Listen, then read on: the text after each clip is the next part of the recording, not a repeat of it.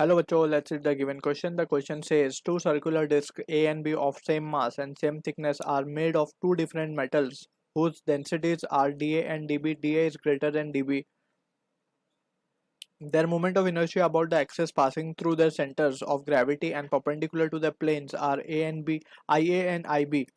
Which is greater, IA or IB?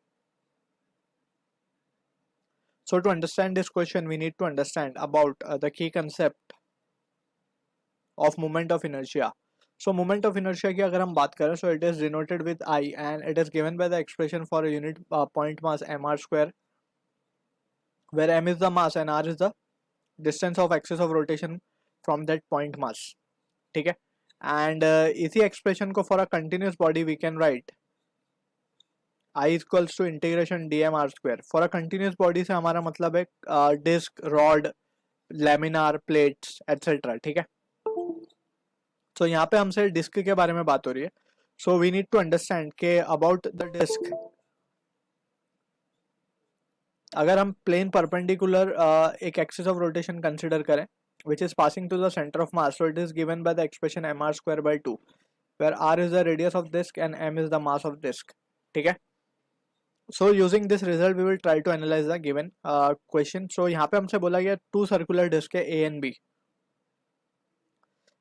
B disc है, masses same है basically. तो हम हमें गिवन कंडीशन है disc of mass A is the mass of disc A and M B with the mass of disc B. तो mass को क्या लिखा जा सकता है, डेंसिटी इनटू वॉल्यूम. ठीक है ना, इस तरीके से लिखा जा सकता है. अब from here we can see के डेंसिटी वॉल्यूम को क्या लिखा जा सकता है, area into thickness, right.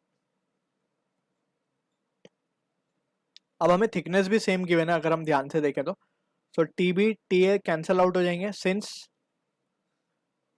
Thickness is given as same. ठीक है, अब यहाँ पे बच रही है बात इसकी. तो from here we can say rho A, area of disc को हम लिख सकते हैं पाई आर ए का square and that will be equals to rho B pi R B का स्क्वायर. तो यहाँ से पाई पाई भी कैंसिल हो जाएगा.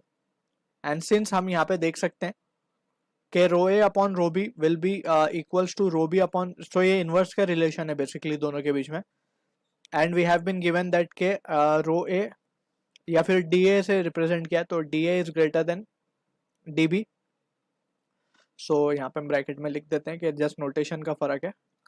सो in that sense we can see कि अगर ऐसा है तो we can say R B will be greater than R A. So this will be the case we have getting from this result. तो यहाँ पे अब हम देख सकते हैं कि हमें पूछा गया है मोमेंट ऑफ इनर्शिया के बारे में. तो moment of inertia about of the disc we can say moment of inertia I is equals to, ये क्या है, M R square by 2 about it centre of gravity basically. ठीक है ना. So centre of gravity for this particular case it will be coinciding with the centre of mass only. ठीक, since we know के जो centre of gravity it is the point where the weight of the body is acting. ठीक है ना, centre of mass में the whole mass of the body is suppose to be concentrated. But यहाँ पे since we are considering the gravity to be uniform, so centre of gravity और centre of mass will be the coinciding point. तो यहाँ पे we can see के moment of inertia ये formula है. So just we can see के I is dependent directly on R square. So from here we can simply say के I B will be greater than I A. So this is the answer to the question. I hope you understood the solution. All the best.